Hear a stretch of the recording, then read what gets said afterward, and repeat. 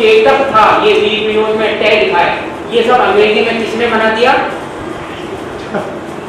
वो चेतक और चेतक में अंग्रेजी में जो इतिहास का सत्यानाश किया सबसे बड़ा इतिहासकार जिसने इतिहास लिखा एनल्स टॉड है। एनल्स एंड में टॉड का परम भक्त हूं उसकी वजह से, लेकिन अंग्रेजी की वजह से चेतक और चेतक में अंतर नहीं है। ये नमूना बता रहा हूँ, बिल्कुल वेदांत है, लेकिन ये जानकारी होनी चाहिए।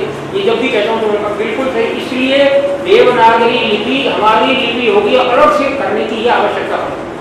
तो ये लिपि जिस भाषा की है वर्णक्रम उस भाषा से आएगा, इसलिए बहुत आवश्यक है कि ये वर्णक्रम अब कांशीराम और काशीराम इसका तो एक क्योंकि अभी ये बहुत लंबी बात हो जाएगी, मैं आपको जानकारी बहुत आवश्यक है। अकारादि क्रम लगाना तो हर बार होगा ना आपको आवश्यक। अनुक्रमणी का इंडेक्स बनाओगे तब होगा, बजट ये लेटर पेपर बनाओगे तो हर बार होगा, तब आपको देखना पड़ेगा। तो इसमें संस्कृत तो यहाँ तक रह गई कि अनुस्वार और विसर्ग ये सब अयोगवान है।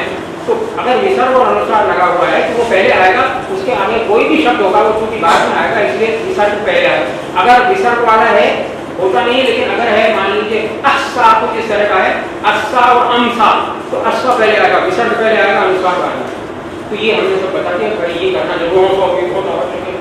लेकिन अब शब्द को जब हिंदी में बने तो अंसा और अस्सा का ही मामला थोड़ा रह जाएगा, मामला होगा अशुभ और आंसू, अंगना, कंगना और कंगना। कंगना अनुनासिक है ना, ये चंद्र बिंदु, ये पहले आएगा या अनुस्वार पहले आएगा? क्यों आएगा अनुस्वार?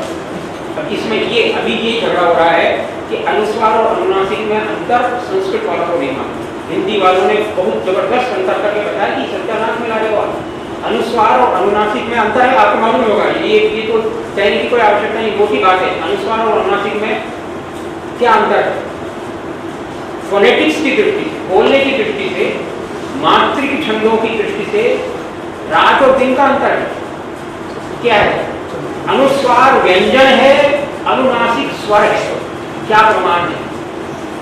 प्रमाण यह है कि व्यंजन अगर साथ में आ गया तो वो संयुक्ताक्षर हो जाएगा, तो बिहारी का है वो आवश्यक है। अंग अंग नग संग जग मगति दीप सिखासी देव प्रसिद्ध है। अंग संग तो अंग संग नग नग जग मगति, नायिका की दीप सिखासी, अंग अंग में नग लगे हुए हैं तो वो अंग उसके अंग अंग नग संग जग मगति दीप सिखासी दे, अंग अंग नग संग। इनको अगर आप, ये तो है चंद्र बिंदु वाला अनुनासिक है, इसलिए अंग अंग नग संग जग मगति दीप सिखासी दे, ये दोहा बन गया, दोहा मात्रिक छंद है।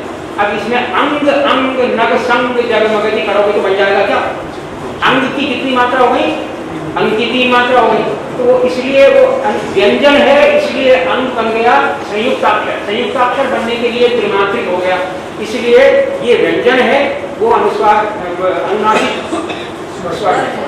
ये बात संस्कृत वालों को नहीं आती। मैंने कहा तो कुछ नहीं होगा, ताकि उसमें लिखा हुआ एक जगह कि अनुस्वार विसर्ग जिह्वा बोलनीयो पद्मानीयानाम षड्सु पाठात् अनुस्वारस्य अचित्वम्। ये बेचारे को तमीज नहीं थी, उसको भट्टाचार्य भट्टोजी तक मात्रिक का उसको ज्ञान दिया, अनुस्वार को अच बता दिया, 100% रॉन्ग है। तो अचत्वम का मतलब फिर उसके बाद उसका अर्थ लगाते हैं कि अच का मतलब है स्वर नहीं है, अच का मतलब है अयोज रेली के अयोज के बीच में पढ़ लो, हमने तो ये कहा है। बाकी ये संस्कृत वालों को तमीज नहीं है, हिंदी में ये वो जो संजीवनी है वो तो अलग रह गई, और शरीर उनका अलग बन गया। उसमें जब जरूरत पड़ेगी तब हम संजीवनी लेंगे, जीवनी शक्ति प्राप्त करने के हमारा शरीर बिल्कुल अलग है। इसलिए हिंदी में अनुस्वार और अनुनासिक में रात दिन का अंतर है। अंग संग नग जग मगति, उसमें आगा में नग संग नहीं होगा।